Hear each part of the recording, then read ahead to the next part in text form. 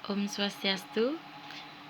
Jadi di video ini saya akan mempresentasikan mengenai manajemen rantai pasokan. Manajemen rantai pasokan atau disebut supply chain management merupakan pengelolaan rantai siklus yang lengkap, mulai bahan mentah dari para supplier ke kegiatan operasional di perusahaan, berlanjut ke distribusi sampai kepada konsumen.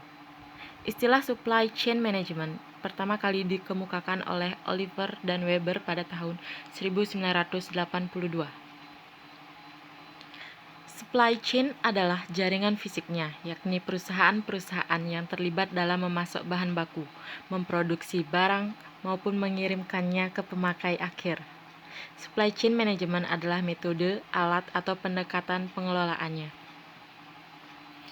Lebih jauh, cakupan supply chain management akan meliputi hal-hal berikut, yaitu bagian cakupan kegiatan antara lain, pengembangan produk, melakukan riset pasar, merancang produk baru, melibatkan supplier dalam perancangan produk baru, pengadaan, memilih supplier, mengevaluasi kinerja supplier, melakukan pembelian bahan baku dan komponen, memonitor supply risk, membina dan memelihara hubungan dengan supplier, perencanaan dan pengendalian, demand planning, peramalan permintaan, perencanaan kapasitas, perencanaan produksi dan persediaan, serta operasi atau produksi.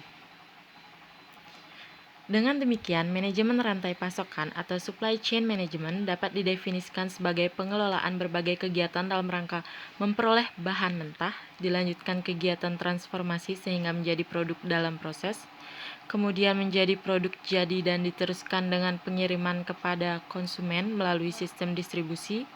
Kegiatan-kegiatan yang dilakukan mencakup pembelian secara tradisional dan berbagai kegiatan penting lainnya yang berhubungan dengan supplier dan distributor. Supply chain management meliputi penetapan pengangkutan, pembayaran secara tunai atau kredit, yaitu proses transfer, supplier, distributor dan pihak yang membantu transaksi seperti bank, hutang maupun piutang, pergudangan, pemenuhan pesanan, informasi mengenai ramalan permintaan, produksi maupun pengendalian persediaan, komponen supply chain management. Terdapat 5 strategi yang dapat dipilih perusahaan untuk melakukan pembelian kepada supplier, yaitu adalah sebagai berikut. Banyak pemasok atau many supplier, sedikit pemasok atau few supplier, vertical integration, keiretsu network, perusahaan maya atau virtual company. Dalam mengelola rantai pasokan memerlukan suatu proses, yaitu proses perencanaan, pelaksanaan, dan pengendalian operasi rantai pasokan. Tujuan manajemen rantai pasokan adalah dengan menyelaraskan permintaan dan penawaran seefektif dan seefisien mungkin.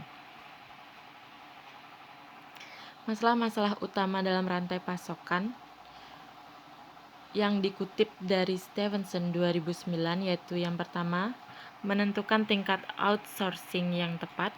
Yang kedua, mengelola pembelian atau pengadaan suatu barang. Yang ketiga, mengelola pemasok. 4. Mengelola hubungan terhadap pelanggan. Yang kelima, mengidentifikasi masalah dan merespon masalah dengan cepat. Dan yang keenam, mengelola risiko. Proses supply chain management adalah proses saat produk masih berbahan mentah, produk setengah jadi dan produk jadi diperoleh, diubah dan dijual melalui berbagai fasilitas yang terhubung oleh rantai sepanjang arus produk dan material.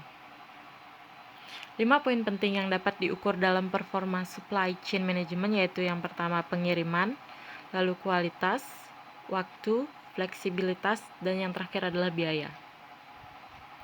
Agar semuanya dapat berhasil dimulai dengan memperhatikan 3 hal yaitu mutual agreement on goal, trust, and compatible organizational cultures.